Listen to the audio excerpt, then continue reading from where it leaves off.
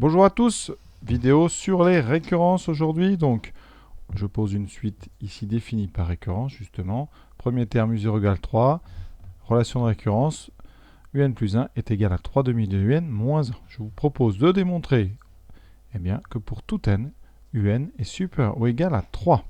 Et ensuite, une fois qu'on aura démontré ça, on va montrer que la suite un est croissante.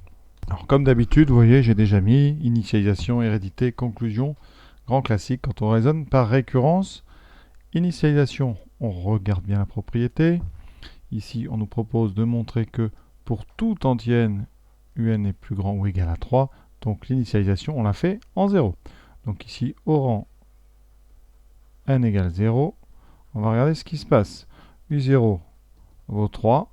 Effectivement, on a bien 3 qui est supérieur ou égal à 3, donc c'est vrai au départ. Donc vrai au rang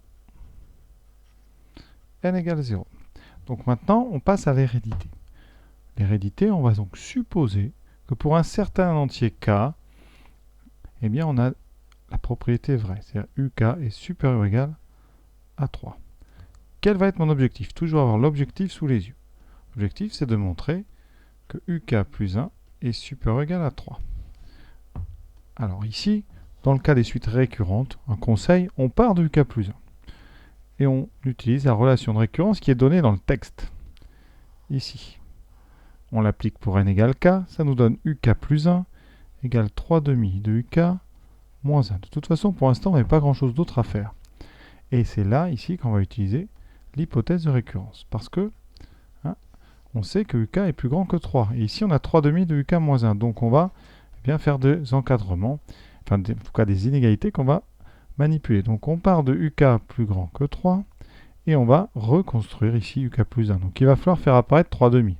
Donc on multiplie des deux côtés par 3 demi, qui est un nombre positif, donc aucun changement de sens, 3 demi de uk est supérieur à 3 fois 3 demi, ou 3 demi fois 3, comme vous voulez, ce qui fera 9 demi. Donc première étape, on arrive à 3 demi de uk plus supérieur ou égal à 9 demi. Ensuite, on va faire moins 1. C'est pareil, on peut enlever un des deux côtés, ça ne change pas le sens de notre inégalité. On obtient 3 demi de uk moins 1 plus grand que 9 demi moins 1. 9 demi moins 1, ça fera 9 demi moins 2 demi, ça fera 7 demi. Et là, qu'est-ce que vous reconnaissez? À gauche, vous avez reformé uk plus 1. Vous venez de démontrer que uk plus 1 est plus grand que 7 demi. Donc à condition que uk soit plus grand que 3, uk plus 1 est plus grand que 7 demi. Et 7 demi, alors, est-ce que c'est plus grand que 3? 7 demi, c'est 3,5. Et donc, c'est supérieur ou égal à 3. Et par transitivité, et donc, uk est plus grand que 3. Donc, vous venez de montrer qu'on peut passer du rang k au rang k plus 1, parce que ça, c'est notre objectif. Et ça, ça s'appelle l'hérédité.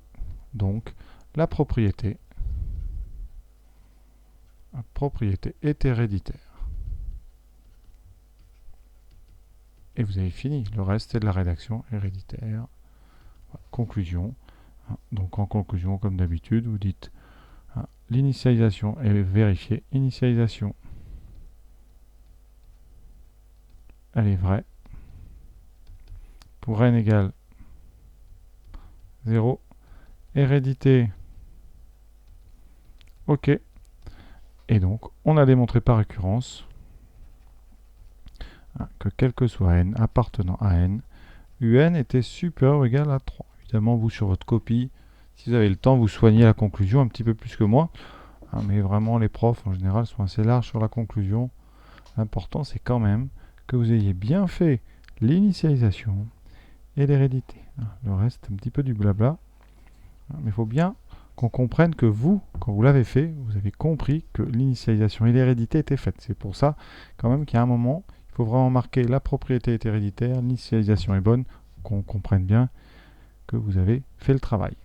Maintenant, on va sortir de la récurrence et on va déduire de ça la croissance de un.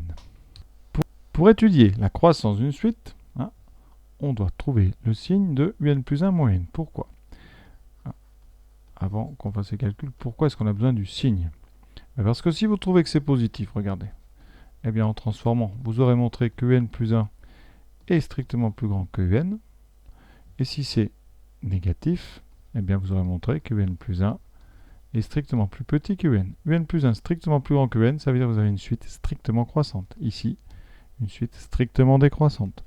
Nous, on parle de croissance, donc on va se contenter d'étudier le signe et d'essayer de montrer que c'est supérieur ou égal à 0, et donc la suite est croissante, ou décroissante.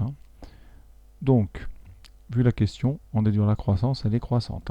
Donc on va calculer d'abord un plus 1 moins un, en fonction, évidemment, de ce qu'on peut, vous allez voir, ça sera en fonction de un plus 1 moins un, pour tout n appartenant à n, ça vaut, eh bien un plus 1, c'est 3 demi de un moins un. Moins un. Ce un, ici, c'est lui. Je vais le recopier, voilà.